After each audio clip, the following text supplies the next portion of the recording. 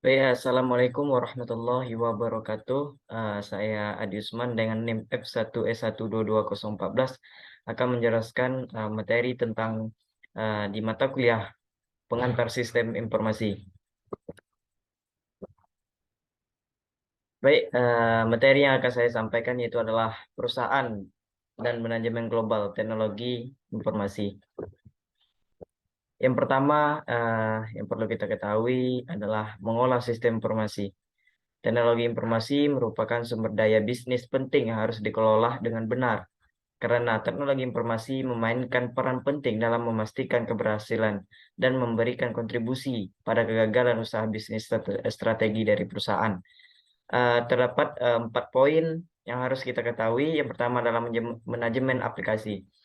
Manajemen perkembangan aplikasi melibatkan pengolahan berbagai aktivitas seperti analisis dan desain sistem, membuat prototipe, dan program aplikasi. Poin yang kedua adalah manajemen aplikasi sistem informasi. Aktivitas operasional yang harus dikelola meliputi operasi sistem komputer, manajemen jaringan dan pengendalian produksi dan dukungan produksi. Poin yang ketiga adalah manajemen sumber daya manusia dalam teknologi informasi. Keberhasilan atau kegagalan dari organisasi, layanan informasi terutama terletak pada kualitas orang-orangnya. Poin yang keempat adalah CEO dan eksekutif teknologi informasi lainnya. CEO berkonsentrasi pada perencanaan dan strategi bisnis dalam teknologi informasi dan bekerja sama dengan CEO untuk memenuhi tujuan tersebut. Poin yang selanjutnya adalah mengolah teknologi informasi global. Mengelola teknologi informasi global.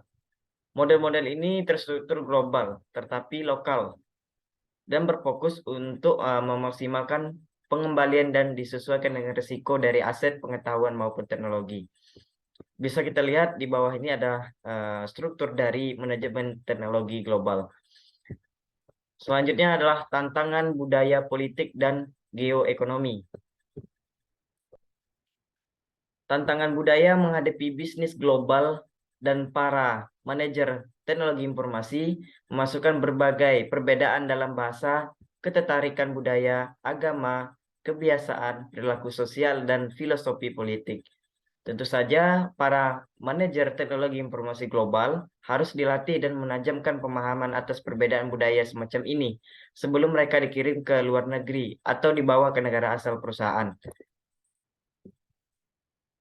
Oke, yang selanjutnya ada strategi bisnis dan teknologi global. Terdapat 3 poin dari strategi bisnis teknologi informasi global, yaitu yang pertama adalah strategi multinasional dengan anak perusahaan di luar negeri beroperasi secara mandiri. Yang kedua adalah strategi internasional dengan anak perusahaan mandiri, tetapi tergantung pada kantor pusat untuk berbagai proses, produk, dan ide baru.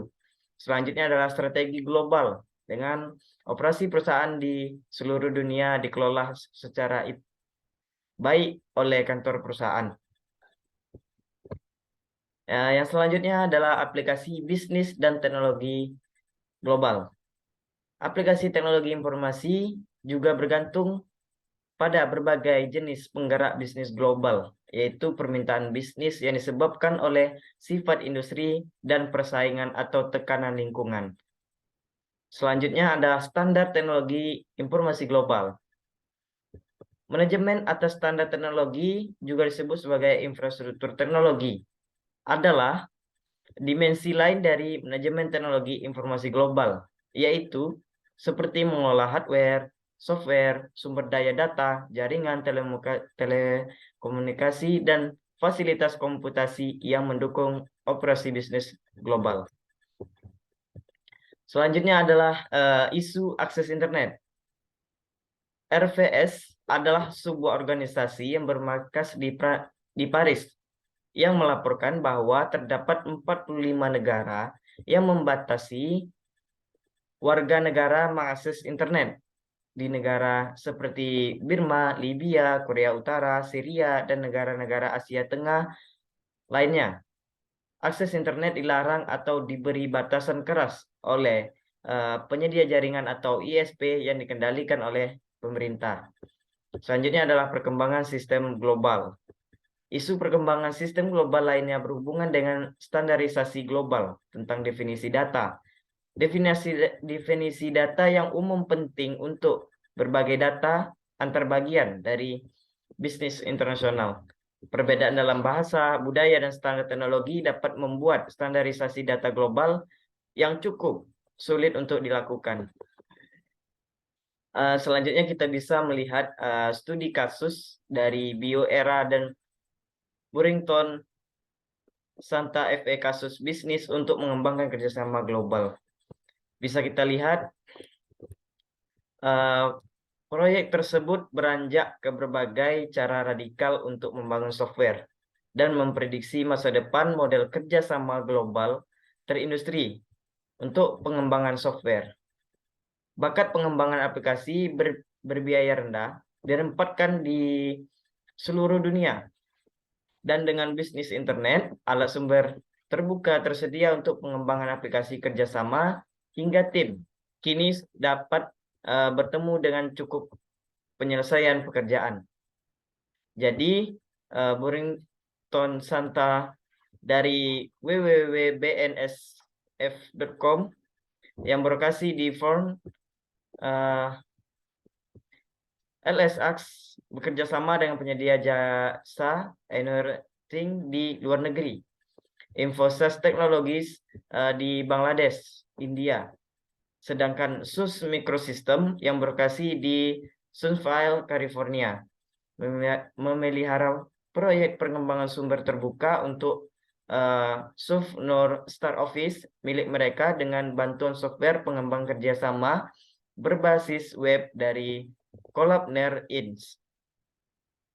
Bisa kita lihat di dalam sebuah studi kasus ini terdapat berbagai perusahaan yang bergabung untuk mencapai sebuah pengembangan atau sebuah sistem baru yang bisa digunakan oleh banyak orang. Jadi terima kasih.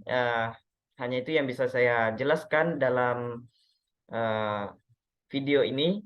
Terima kasih. Silakan kalau yang ingin bertanya bisa di komen di bawah. Silakan. Terima kasih. Assalamualaikum warahmatullahi wabarakatuh.